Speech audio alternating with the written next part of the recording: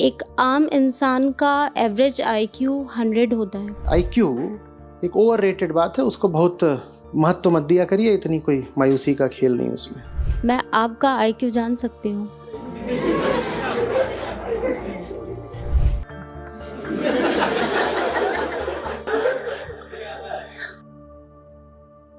नमस्ते आचार्य जी।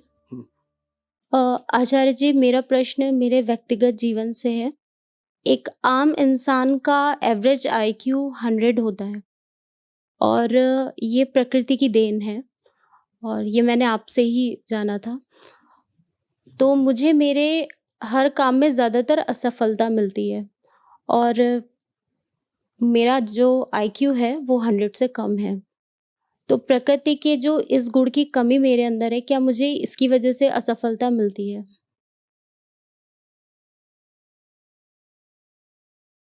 किन कामों में असफलता मिल रही है? अधिकतर कामों में जहाँ पर मुझे बहुत ज़्यादा एफ़र्ट लगाना पड़ता है, दिमाग लगाना पड़ता है, वहाँ पर मुझे असफलता मिलती है। अधिकतर काम जो होते हैं ना हुँ, दैनिक जीवन के हुँ, या आपके व्यावसायिक जीवन के, हुँ। उनमें बहुत आईक्यू चाहिए ही नहीं होता है। कहीं ऐसा तो नहीं कि कमी किसी और चीज की है और आप दोष असफलता का आईक्यू पर डाल रहे हैं। हम आमतौर पे जो काम कर रहे होते हैं, चाहे अपने घर में हुँ, चाहे अपने ऑफिस में, हुँ, वो काम 100 का भी आईक्यू नहीं मांगते हैं। 100 का हम मानते हैं कि मानक आईक्यू होता है, स्टैंडर्ड एवरेज ऐसे, हुँ। लेकिन उससे थोड़ा कम भी हो तो भी रोजमर्रा के कामों में कोई दिक्कत नहीं आती है। हम रोजमर्रा के काम में क्या करते हैं? हम गणित की कठिन समस्याएं सुलझाते हैं। हाँ, आप गाड़ी भी चलाते हो तो आपको गाड़ी के इंजन के बारे में क्या पता होता है? गाड़ी चलाने का मतलब होता है कि ये इधर से गियर बदला, ऐसे करा, चला दी। आप मोबाइल फोन चलाते हो, आपने माइक पकड़ रखा है। आईक्यू का इस्तेमाल करके आपको माइक का आविष्कार थोड़ा ही करना है। आपका मोबाइल फोन होता है, आपको क्या पता है वो अंदर से कैसे काम कर रहा है? वो पूरा का पूरा कंप्यूटर है अंदर, उसमें आपको कुछ भी पता है वो कैसे काम कर रहा है? तो जो रोजमर्रा का जीवन है वो बहुत आईक्यू मांगता ही नहीं है। हाँ, दूसरी चीजें हैं जो जीवन में ज्यादा चाहिए होती हैं, हमें उनको विकसित करना होता है। आईक्यू एक एक ओवररेटेड चीज है कि आईक्यू बहुत होगा तो ये हो जाएगा, वो हो जाएगा। अच्छे आईक्यू वाले मैंने बहुत लोग देखे हैं, उससे एक एक सीमित संदर्भ में, सीमित क्षेत्र में आपको सफलता मिल सकती है। ठीक है, आप कॉलेज में हो और आप हायर अलजेब्रा का कोई कोर्स कर रहे हो, ठीक है, या कि आप मैकेनिकल में इंजन थ्योरी है उसका कोर्स कर रहे हो, तो उसमें आपका आईक्यू आपको एक बढ़त, एक एडवांटेज दे सकता है। आपके ज़्यादा नंबर आ जाएंगे, आपकी बेहतरीन ग्रेड लग जाएगी, ये सब हो सकता है। या आप कोई काम ऐसा कर रहे हो जो हो ही कटिंग एज रिसर्च का, तो उसमें आईक्यू से आपको कुछ बढ़त मिल सकती है।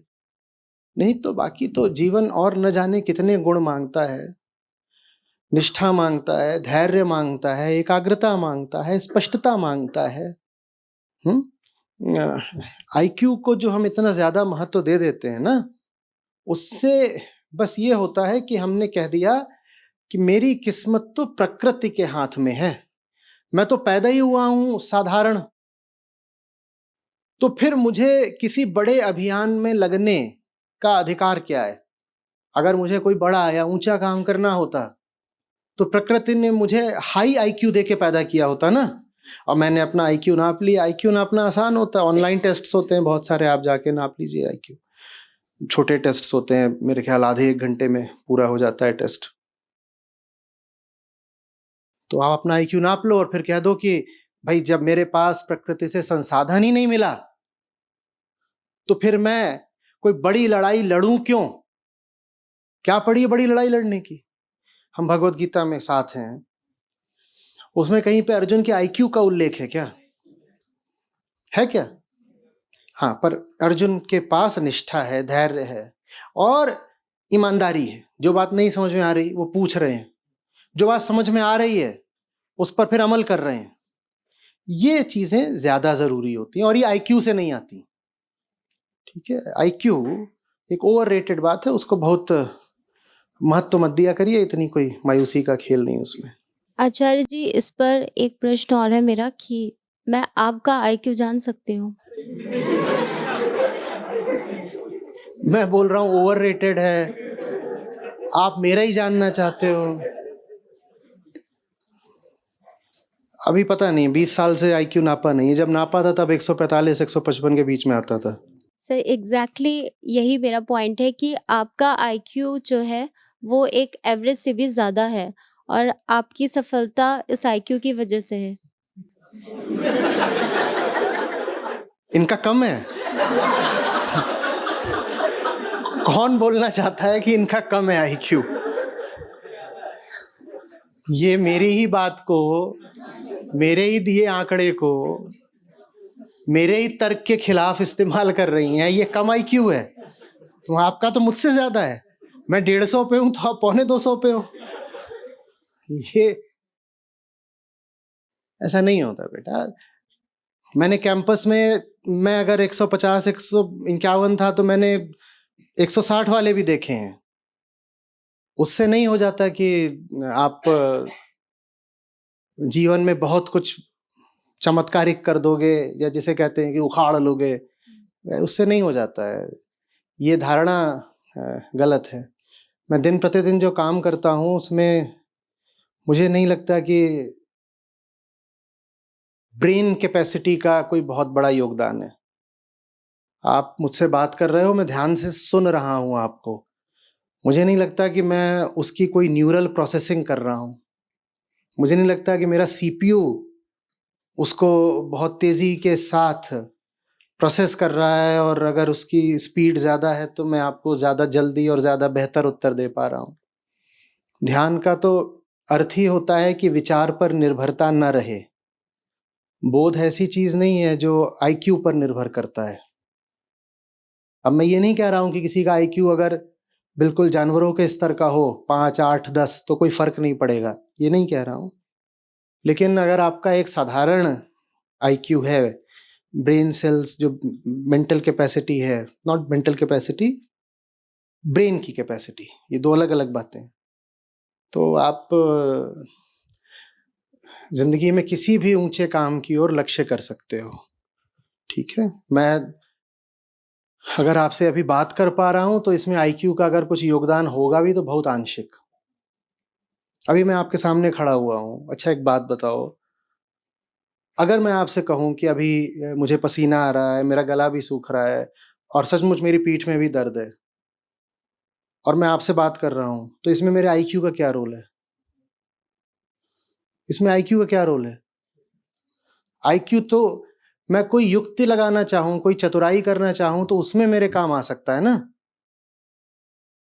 आप खड़े हो या कोई और बात है, कुछ भी है, उसमें आपका फैसला है अडिग रहना। इसमें आईक्यू क्या कर लेगा या कुछ कर लेगा? कृष्ण अर्जुन को कुछ बात बोल रहे हैं जो उनको भाव के तल पर बुरी तरह आहत कर रही है, कर ही रही होगी। पितामह से युद्ध करना पड़ेगा, वही वहां प्रधान सेनापति खड़े हैं सामने, और पितामह माने 90 100 साल के हो रहे होंगे वो, इतना वृद्ध आदमी। कोई साधारण जीवन में भी मन ना करे कि उसको चुभता हुआ शब्द भी बोलो और उसको चुभते हुए बाण मारने हैं। कैसा लग रहा होगा अर्जुन को? पर अर्जुन युद्ध करते हैं। इसमें आईक्यू है क्या? है क्या? और मैं आईक्यू की जहां पर जरूरत होती है उससे इनकार भी नहीं कर रहा हूं। मैं बिल्कुल मानता हूं कि आप एक न्यूक्लियर साइंटिस्ट अगर बनना चाहते हो तो उसमें आईक्यू का रोल होगा। मैथमेटिशियन बनना है या कोई और है, आपको एक अव्वल दर्जे का इकोनॉमिस्ट बनना है, उसमें आईक्यू का रोल हो सकता है। लेकिन आपको जानता हूं, आप जो काम करते हो वो भी समझता हूं, उसमें अपने जो वास्तविक दोष हो, जहां पर सचमुच भूल हो रही हो, उसको तलाशो। हम शरीर को दोष दे रहे हैं। आईक्यू माने मस्तिष्क। मस्तिष्क क्या है? मास, शरीर ही तो है। हम शरीर को दोष दे रहे हैं। इसी तरीके से आप आगे बोल दोगे कि मैं तो लड़की हूं इसलिए मैं असफल हो रही हूं। इसी तरह आप आगे बोल दोगे कि मेरा कद 6 फुट का नहीं है, मैं इसलिए असफल हो रहा हूं। फिर तो कोई सीमा ही नहीं है ना। अगर शरीर को दोष देना है तो शरीर तो तरीके तरीके से सीमाओं का ही नाम है। बोल दो कि मेरे शरीर में ऐसा हो गया, मैं इसलिए असफल हूं, मेरा ऐसा है, मैं इसलिए असफल हूं, कुछ भी बोल दो, मैं हूं ही ऐसा, शरीर से ऐसा हूं। कोई बोले कि तुम जल्दी से घुटने क्यों टेक देते हो, मैं तो पैदा ही ऐसे हुई थी। भाई बहुतों का यही जवाब रहता है, माने कि मैं शरीर से ही ऐसी हूं। तू इतनी जल्दी रो क्यों पड़ती है? कहते ना इतनी सेंटी क्यों हो जाती है, सेंटी, इतनी सेंटी क्यों हो जाती हो? क्या बोलती है? मैं तो पैदा ही ऐसी हुई थी, माने मेरा शरीर ही ऐसा है। इसका फिर कोई अंत नहीं है, तो फिर अपने आप को पूरी तरह देह मान लेने वाली बात है। ठीक है, ये सब ऊंच नीच चलती रहती है। किसी के शरीर में कुछ थोड़ा ज्यादा प्रधान होता है, किसी के शरीर में कुछ और प्रधान होता है। कोई किसी तरीके से शरीर से थोड़ा ज्यादा मजबूत होता है, कोई किसी तरीके से मजबूत होता है। कोई ऐसा भी हो सकता है कि यहां से बिल्कुल पहलवान है पर खाना नहीं पचता ठीक से। बहुत ऐसे होते हैं। फिर पहलवान जी घूम रहे हैं, क्या हो गया? खाना तो खाया है, अब 2 घंटे वो टहलते हैं तब पचता है उनको। कोई बिल्कुल ऐसा हो सकता है यहां से बहुत मजबूत है पर 8 साल का था तभी से मोटा चश्मा लग गया है। होते हैं कि नहीं? स्टीफन हॉकिंग को तो जानते ही हो। अब वो अपने शरीर की दुहाई देने लगते तो फिर क्या करते? आप बोलोगे उनका आईक्यू अच्छा था, मैं कहूंगा बाकी शरीर, बाकी शरीर। हंसने वाली बात नहीं है भाई, क्या आदमी हो। बाकी शरीर और वो अगर रोना शुरू कर देते कि मेरा बाकी शरीर देखो, तो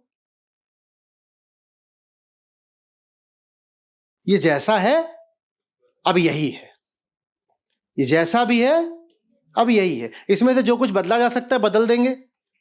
आमतौर पे बहुत कुछ बदला नहीं जा सकता, बस आप थोड़ा सा अपनी मांसपेशियों को ठीक रख सकते हो, स्ट्रेंथ ट्रेनिंग कर सकते हो। बाकी थोड़ा बहुत आप अपनी आंखों को बचा सकते हो। पर अगर कोई पैदा ही ऐसा हुआ, बहुत ऐसे होते हैं उनके दांत जल्दी, बहुत ऐसे होते हैं उनके बाल जल्दी सफेद हो जाते हैं, है तो है, क्या करोगे? ये जैसी भी चीज है उसी का हमें ऊंचे से ऊंचा, गहरे से गहरा, सर्वश्रेष्ठ सर्वोत्तम इस्तेमाल करना है। किसी को ज्यादा मिल गया बहुत अच्छी बात है, किसी को कुछ कम मिल गया वो भी ठीक बात है। शिकायत करने से क्या होगा? जो मिला है वही मिला है भाई, इसी से काम चलाना है। और अपना आईक्यू आप दोबारा टेस्ट कराइए। आप हो नहीं 100 से नीचे वाले। धन्यवाद आचार्य जी। नमस्कार आचार्य जी। मैं अभी हाल ही में न्यूज़ देख रही थी कि उसमें था कि 32 वर्षीय युवा ने खुदकुशी कर ली और साइड नोट में उसने ये लिखा है कि पत्नी उसका कहना नहीं मानती है। तो आचार्य जी, जिस भी रिश्ते में हम रहते हैं, चाहे वो पर्सनल हो या प्रोफेशनल हो, तो हम सामने वाले से अपेक्षा रखते हैं कि वो हमारी बात भी समझे और माने भी। तो जो नहीं मानता तो उसके लिए गुस्सा तो बहुत आता है।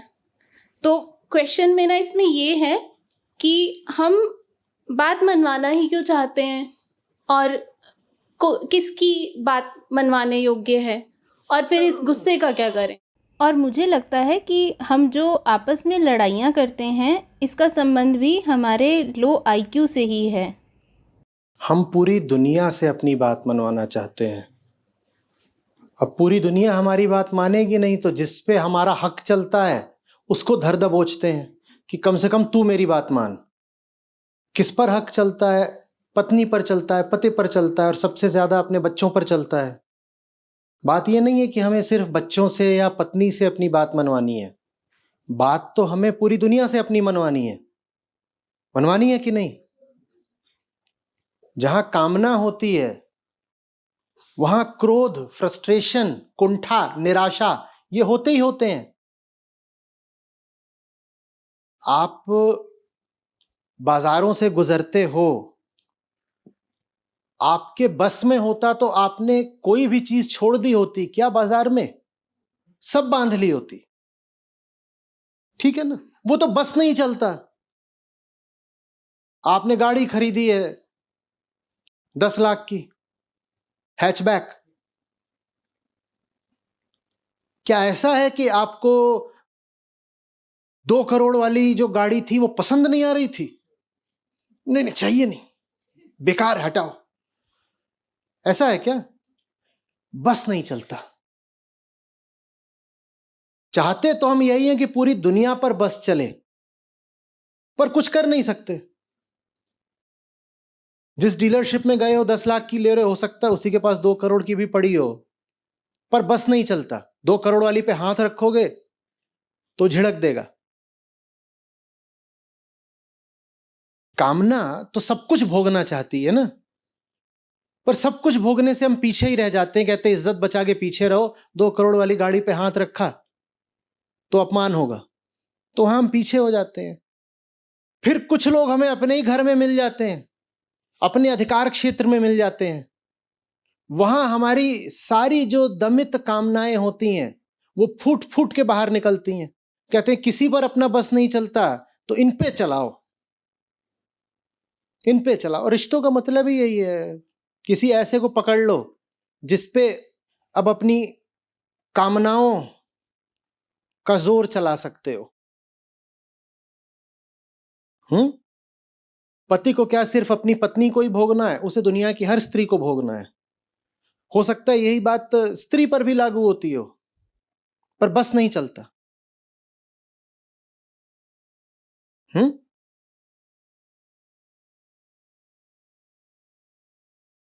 समझ में आ रही? जब आदमी खुद से असंतुष्ट होता है ना, तो वो पूरी दुनिया को भोग लेना चाहता है, इसी उम्मीद में कि कुछ ना कुछ तो ऐसा होगा जिसको भोग करके ठंडक मिल जाएगी। एक इंसान है, मैं हूं, और मेरे भीतर ही भट्टी जल रही है, बिल्कुल आग लगी हुई है। भीतर देखने वाली मेरी आंख नहीं, मुझे पता ही नहीं कि भीतर आग लगी क्यों हुई है। तो जो कुछ भी मेरे सामने आता है, इच्छा तो यही होती है कि इसको भोग लो, पर हर चीज को भोग नहीं सकते क्योंकि वहां कोई बैठा है डंडा लेकर के। भोगने जाओगे तो पीट देगा। ठीक यही है ना? दुनिया में दंड का विधान इसीलिए है, पुलिस की जरूरत इसीलिए है। पुलिस ना हो तो हर आदमी हर चीज भोगने निकल पड़े। अपने पड़ोसी घर में घुस जाओ, उसका माल उठा लाओ। सड़क पर जा रहे हो, रास्ते में दुकान दिखेगी, उसका माल अपने अंदर। तो दंड विधान की, पुलिस की, न्याय व्यवस्था की जरूरत ही इसीलिए पड़ती है क्योंकि सब में आत्म अज्ञान है। भीतर आग लगी हुई है और हम कुछ जानते नहीं कि क्या जल रहा है और क्यों जल रहा है। आम जीवन में हम ये दुस्साहस नहीं करते हैं कि जो कुछ दिखा उसी पर हाथ रख दिया।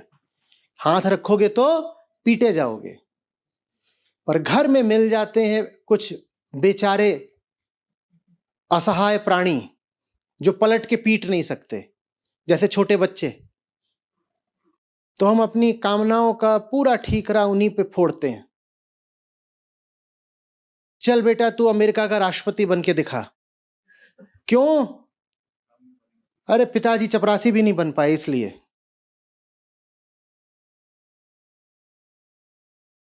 तुम स्वयं से असंतुष्ट हो तो दूसरों पे जबरदस्ती करोगे ही करोगे। समझ रहे हो? और अगर ये बात बताने वाला कोई नहीं है तो तुमको लगेगा कि दूसरों पर जबरदस्ती करना तुम्हारा नैतिक अधिकार है। तुम कहोगे तू मेरी बात नहीं मान रही, ये तू अनैतिक काम कर रही है और मैं तुझे तेरे अनैतिक काम की सजा दूंगा। या तो तुझे पीट कर, नहीं तो खुद को पीट कर। खुद को पीटने वाला काम महिलाएं ज्यादा करती हैं, दूसरों को पीटने वाला काम पुरुष ज्यादा करते हैं। पर दोनों ही यही कर रहे हैं कि कामना पूरी नहीं हुई तो कुछ प्रतिक्रिया तो करनी है ना। बच्चे मिल गए, बच्चों को धुन दो। बीवी मिल गई, बीवी को धुन दो।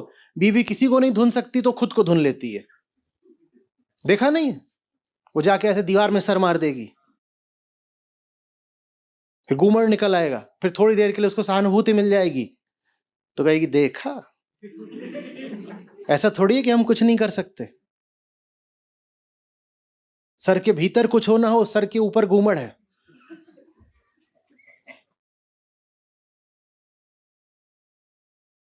ये होता है कि नहीं होता है? या मैं कथा सुना रहा हूं?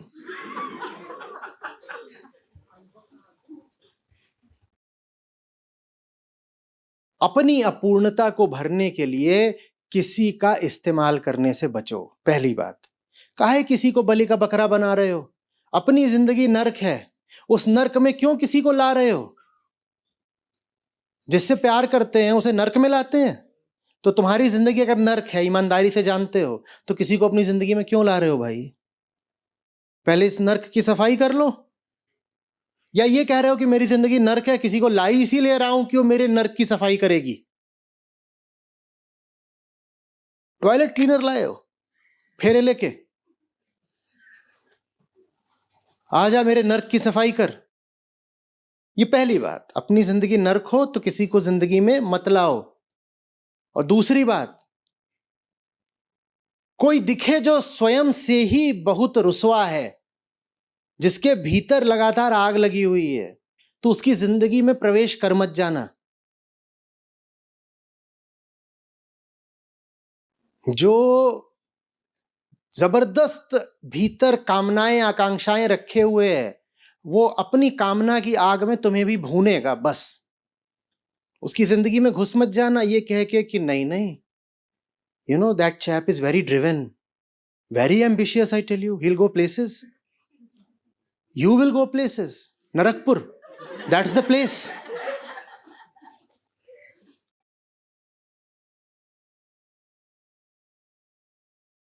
लड़कियां खास तौर पे बड़ी इंप्रेस्ड होती हैं। You know, I met, you know, really a go getter. वो रुकेगा ही नहीं। वो दलाल स्ट्रीट तो छोड़ दो, वॉल स्ट्रीट से पहले नहीं रुकेगा वो भाई। वो भूखा है, कुत्ता देखा है भूखा, उसकी जीभ निकली थी, उसकी जिंदगी में घुस रही हो ये बोल के कि ड्रिवन है, गो गेटर है, एम्बिशियस है, पता नहीं क्या है। Yes, he is driven and he will drive all over you.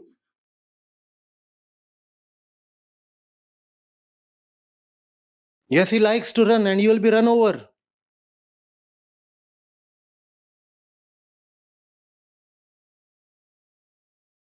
लिंग आप पलट सकते हो। Same applies to she also. पर सवाल चूंकि महिला ने पूछा है इसीलिए उनके संदर्भ में उत्तर दे रहा हूं।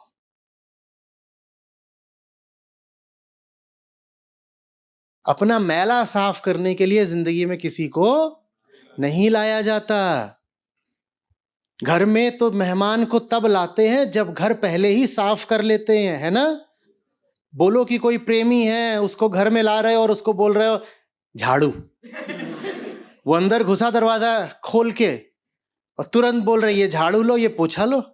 प्रेम का यही तो मतलब है, हमारा मैला साफ करो। ऐसे करते हैं। बल्कि अगर घर अस्त व्यस्त होता है, गंदा होता है, कोई आना भी चाहता है तो उसको कहते हैं अभी मत आओ, रुक जाओ, पहले हमें, हाँ, let me put my own house in order. And that's the purpose of life, to put your own house in order, not to strike relationships when your house stinks.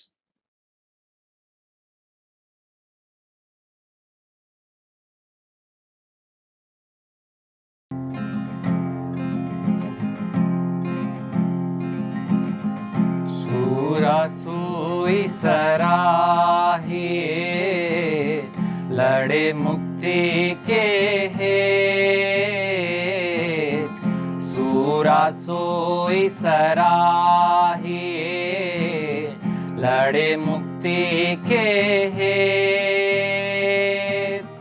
पुर पुरजा खट पड़े तो भी न छाड़े खेत रे साधो, तो भी न छाड़े खेत। सूरा सोई सराहिए लड़े मुक्ति के हेत। सूरा सोई सराहिए लड़े मुक्ति के हेत। पुरजा कट पड़े तो भी न छाड़े खेत रे साधो, तो भी न छाड़े खेत। सूरा के मैदान में कायर का क्या काम। सूरा के मैदान में कायर का क्या काम। सूरा से सूरा मिले तब पूरा संग्राम रे साधो, तब पूरा संग्राम। सूरा के मैदान में कायर का क्या काम। सूरा के मैदान में कायर का क्या काम। सूरा से सूरा मिले तब पूरा संग्राम रे साधो, तब पूरा संग्राम। सूरा नाम रखाए के अब क्यों डरना वीर।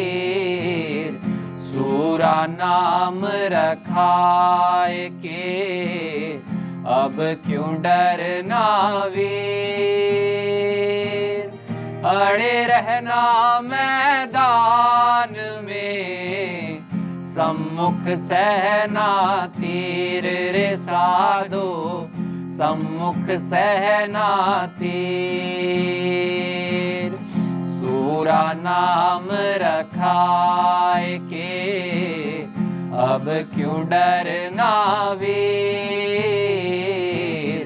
सूरा नाम रखाए के अब क्यों डरना वीर। अड़े रहना मैदान में सम्मुख सहना तीर रे साधो, सम्मुख सहना तीर। भागे भला न होएगा कहाँ धरोगे पाँव। भागे भला न होएगा कहाँ धरोगे पाँव। सिर सौंपो सीधे लड़ो काहे करो कुदाव रे साधो, काहे करो कुदाव। भागे भला न होएगा कहाँ धरोगे पाँव। भागे भला न होएगा कहाँ धरोगे पाँव। सिर सौंपो सीधे लड़ो काहे करो कुदाव रे साधो, काहे करो कुदाव।